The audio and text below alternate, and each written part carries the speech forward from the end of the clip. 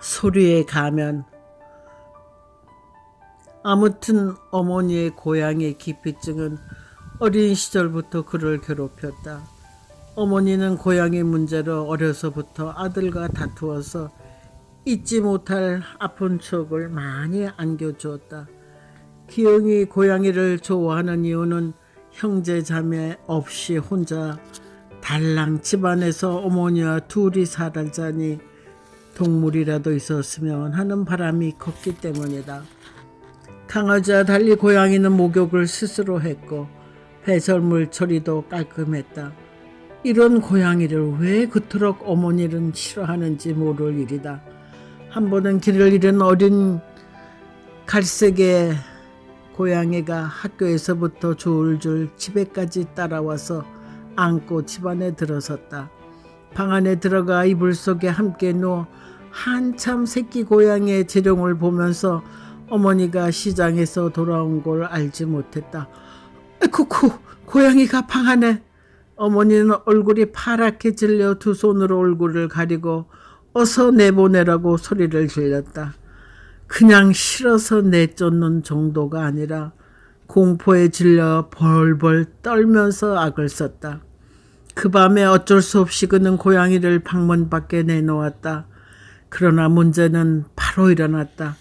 저녁을 먹고 있을 적에 그 고양이가 바로 방문 앞에 와서 야옹 야옹 울었다. 어머니는 악을 쓰다가 방구석에 몸을 도사리고 얼굴을 두 손으로 가렸다. 어쩔 수 없이 그는 고양이를 데리고 나와 대문 밖에 두고 들어왔다. 설마 대문을 타고 넘어오지 않을 걸 확신하고 어머니와 둘이 잠자리에 들었다. 자정이 가까운 시간 다시 고양이가 다가와서 문을 박박 긁었다. 어머니는 뒷병 목소리에 몸을 앙당거리고 울기까지 해서 그는 다시 고양이를 들고 밖으로 나왔다. 영리한 고양이가 집을 기억해서 어디에 버려도 찾을 것이란 생각에 이르자 초등학교 5학년짜리 머리로 이런 경우에 어찌할까 곰곰이 생각했다. 아무리 생각해도 어머니를 보호해야지 고양이는 아니었다. 혼자 된 어머니가 극도의 공포에 질려 우는 것을 보니 더욱 아들로서 보호 본능이 솟구쳤다. 어느 잡지에서 읽은 기억을 떠올려 고양이가 집을 찾아오지 못하도록 시멘트 부대에 넣어 휘휘 돌리면서 옆마을 부잣집 우란에 휙 던졌다. 가난한 집 말고 부잣집에 가서 잘 먹고 살기를 바라는 마음에서였다. 진짜로 그 밤부터 고양이는 다시 나타나지 않았다. 한 번은 기영이 어머니에게 진지하게 물었다. 왜 엄마는 고양이를 그렇게 싫어하고 무서워해? 나도 왜 그런지 몰라. 무조건 고양이가 싫고 징그러워.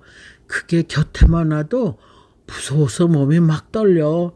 심장이 멎을 듯 두근두근하고 죽을 듯이 숨이 가쁘고 식은땀이 막 난다고. 어째서 고양이가 마음속 깊이 유리조각처럼 박혀서 공포심을 일으키는지 아무리 기억을 더듬으려 채울은 알 수가 없다. 어린 시절의 추억을 떠올리면서 이제 머리가 백발인 어머니가 아직도 고양이를 무서워하는 걸 기영은 도대체 이해할 수가 없었다. 찬물 한 그릇을 마시고 정신이 들자 아들을 불러 조용히 말했다. 저 소리 들리니? 아들은 피곤해 젖은 얼굴로 가만히 귀를 기울이더니 들린다고 머리를 끄덕인다. 채례는 안도의 숨을 내쉰다. 아들도 천정에서 나는 소리를 들을 수 있으니 그녀가 치매에 걸린 것도 아니고 귀에 이상이 온 것도 아니다. 귀신 들린 것은 더더욱 아니다. 어떨 때는 신이 내려 무당이 되어 하는 것이 아닌가 할 정도로 혼돈이 오고 머리가 아팠다. 소리들이 귀 속에서 금가리처럼 널른거렸기 때문이다. 그런데 어머니, 새소리는 아닌 것 같아요. 이렇게 우는 새는 없거든요. 그러니까 천정에 들어갔지. 보통 새 같으면 둥지를 나무에 틀지 여기 천장까지 기어들어갔겠니. 좀 특이한 새인 것 같다. 아들은 쉬는 날 토요일 대낮에 와서 다시 꼼꼼히 살피겠다고 가버렸다. 다음날 아들은 집을 보수하는 기술자를 데리고 집에 왔다. 집을 고치는 사람은 꼼꼼히 집안을 휩쓸고 다니며 소리의 정체를 잡아내느라고 어지간히 시간을 끌었다. 그러더니 배를 붙잡고 어이없다고 허허허허 웃어댄다. 소리의 정체는 바로 안방 천정 밑에 부착한 화재가 발생했을 적에 울리는 단독 경보형 감지기였다. 배터리가 다 닳았으니 충전시키라고 울어대는 소리가 최련의 귀에 새소리로 둔갑한 셈이다. 화재 감지기를 아예 떼어내버려 새소리는 사라졌다. 다행히 밤에 천정이 조용해져서 채련은 가슴을 쓰다듬으며 안정을 취했다. 침대에 누워 오랜만에 편안을 누리고 있는 중에 뜬금없이 쥐들 수십 마리가 천정을 운동 삼아 뛰어다니면서 찍찍거리기 시작했다. 갑자기 쥐들의 난동이 거대한 폭포수처럼 그녀의 귀청을 찢었다. 심장 소리도 나야가라 폭포 소리처럼 방안을 가득 채울 정도로 쿵쾅거리면서 뛴다.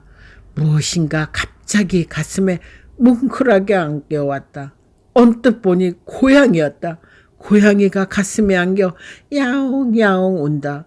그녀가 제일 무서워하고 진저리를 치는 짐승이요 울음소리다. 천정에서 쥐들이 아우성을 치고 가슴에 안긴 고양이가 울어댄다. 고양이의 파란 눈빛이 그녀의 전신을 감싸 안았다.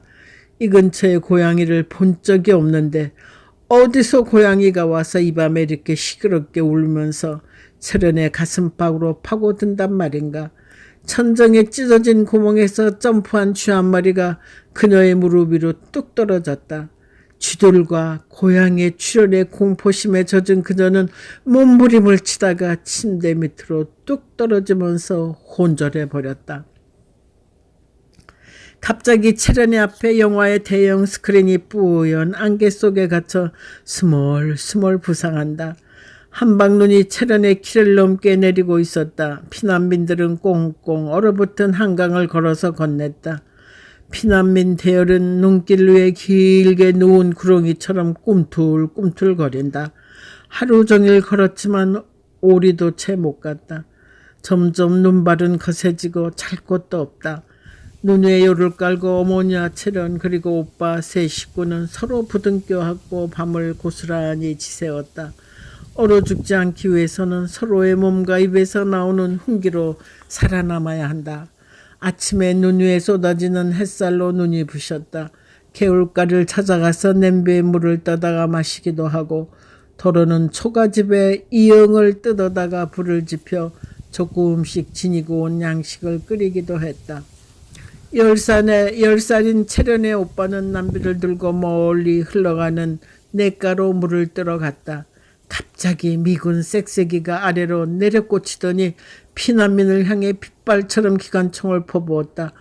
오빠의 머리에 총알이 간통해서 선체로 피식 쓰러졌다. 하얀 눈 위에 새빨갛게 흘러나온 오빠의 머리피가 너무 강렬해서 채련은 울지도 못하고 귀를 막았다. 쌕쌕이는 하늘 저쪽으로 사라졌지만 기관총 소리가 채련의 머리가 빠개질 정도로 살아남았다. 어머니는 그 자리에서 기절해 쓰러져 버렸다. 모녀는 오빠를 언땅 눈 속에 묻고 남아를 계속했다. 자그마한 산골 마을에 이르러 피난민들은 산속이나 친척을 찾아 사방으로 흩어졌다. 채련 모녀는 초가집 문간방 하나를 간신히 하룻밤 빌려 냉 온도류에 누웠다. 너무 추워서 숨을 쉬기도 힘들었다. 둘이는 꼭 껴안고 서로의 입김으로 몸과 이불 속을 녹이고 있을 적에 고양이 울음소리가 멀리서 들려왔다. 어머니는 채련을 꼭 안으면서 이렇게 속삭였다. 꼭 갓난아기가 엄마를 찾는 것처럼 우는구나. 7살 난 채련은 당돌하게 항의했다. 어떻게 고양이가 아기처럼 울어? 귀신인가 보지. 요즘처럼 피난길에 나섰다 얼어 죽은 아이들이 고양이가 되어서 엄마를 찾아다닌다고들 하더라. 가만히 들어봐라. 아기가 울면서 엄마를 찾는 울음소리지 죽은 내 오빠가 나를 부르는 울음소리 같지 않니? 모녀가 묵고 있는 낡은 산골의 허름한 초가 문간방 천정에 수십 마리의 쥐들이 뛰어다니는 소리로 인해 모녀는 숭숭했다. 어미쥐를 쫓아서 달리는 새끼쥐들의 소리와 서로 싸우면서 내지르는 찍찍 소리가 방안을 가득 메웠다. 뻥 뚫린 천정 구멍으로 쥐똥이 쏟아졌다. 그 구멍으로 아직 털이 나지 않은 살빛의 쥐새끼 두 머리가 떨어져 이불 위에서 꼼지락거린다. 어머니는 춥지만 억지로 일어나 쥐새끼들을 들어 창호지 문을 열고 밖으로 내던졌다. 어머니가 여닫는 문을 향해 밖에서 이상한 소리가 다가오고 있었다. 채련은 어머니 가슴에 머리를 묻고 점점 다가오는 고양이 울음소리가 귀신의 웅얼거림처럼 이상하게 들려 숨을 죽였다. 고양이 귀신이 찡얼거리며 이상한 소리로 옹알이 하는 것처럼 들린다. 전쟁통에 얼어 죽은 아기나 아이들이 엄마를 찾아 돌아다닌다는 말이 맞을 거라고 채련은 생각했다. 너무 춥고 무서워 팔과 다리까지 앙당그려 어머니 품에 몸을 파묻었다. 순간 방문이 슬그머니 열린다. 찬바람이 쏴하니 방문을 타고 들어왔다. 불빛이 번쩍했다. 어머니는 즉각적으로 일어나 비녀를 빼고 머리카락을 앞 이마 위로 늘어뜨리고 덜덜 떨면서 나는 할머니야, 늙은 할머니 하면서 두 손을 파리의 손처럼 싹싹 빌기 시작했다. 열어놓은 창문으로 겨울 찬바람이 거세게 밀려 들어왔다. 두 사람의 건장한 사내들이 구두를 신은 채 방 안으로 들어섰다. 색시! 어디서 배웠는지 색시란 말을 어눌한 발음으로 연신 내뱉는다. 난 할머니야, 할머니라고. 색시가 아니야, 잉잉잉. 진짜 할머니 흉내를 내면서 어머니는 채련을 이불 속에 푹 파묻었다. 하지만 두 사람은 손전등을 비추면서 이불을 걷어냈다. 앙당거리고 있던 채련은 이불 밑에 감추면서 어머니는 아니라고 머리를 마구 흔들었다. 불빛이 언뜻 드러난 두 사람은 군복을 입은 검둥이의 얼굴이 새까맣고 이빨이 무서울 정도로 하얗게 돌출했다. 마치 총알에 머리를 맞고 죽은 오빠가 흘리는 핏물에 드러난 흰눈처럼 이빨이 징그럽도록 희게 번뜩였다. 순간 어머니는 채련을 이불 속에 묻고 저들에게 매달렸다. 어머니가 미친 듯 오열하면서 외쳐대는 소리가 가물가물 그녀의 귓가에 어렸다. 어머니의 찢어지는 신음과 울음소리가 채련의 귀청을 찢었다. 손뚜껑만한 손이 채련의 등을 만졌다. 얼마의 시간이 흐른 뒤 사위가 조용하다.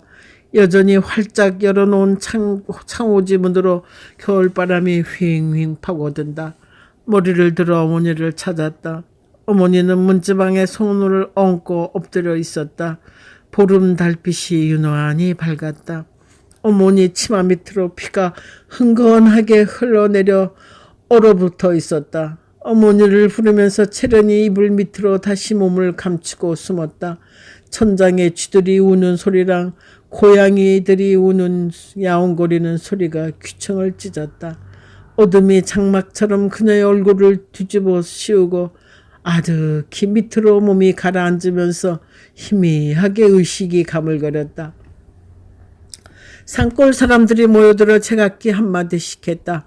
전쟁이 어미와 어린 자식까지 이렇게 다치게 하다니 몹쓸 세상이야. 영화의 한 장면처럼 채련의 눈앞에 쫙 펼쳐진 산골 마을의 전경이 또렷하게 그녀의 머리에 살아남았다. 채련이 오랜 혼절 끝에 병실에서 눈을 뜨니 하얀 천정과 흰벽이 눈에 들어왔다. 아들 기영의 노을난 얼굴에 눈물이 그득하다. 어머니가 하도 고양이를 싫어하니까 제이콥이 억지로 할머니 품에 고양이를 안겨주면서 아양을 떨었는데 그게 어머니를 그만 이렇게 어머니가 이 정도로 고양이를 무서워하는지는 정말 몰랐어. 미안해. 정말 미안해. 아들이 어머니 가슴에 얼굴을 묻고 흐느낀다. 머리를 드니 가뿐하다. 그토록 체련의 머리와 어깨를 찍어 눌렀던 큰 바위덩이가 떨어져 나가 날아갈 듯 시원하다. 눈을 들어 밖을 보았다. 야자수가 가늘게 있는 바람에 흔들리고 그녀가 숨을 쉬고 있는 병실이 인큐베이터처럼 조용하다. 새소리나 고양이 울음소리, 쥐들이 우는 소리, 고속도로의 자동차 소리, 심장 소리가 모두 가라앉아 버렸다. 징그럽도록 그녀를 괴롭혔던 소리들이 어디론가 사라져 버렸다. 공기도 투명하게 맑아서 멀리 시야가 광활하게 펼쳐진다. 생전 처음 느껴보는 싱그러운 공기가 귓가를 스친다. 평화롭다. 안락하다. 기쁘고 살맛이 난다.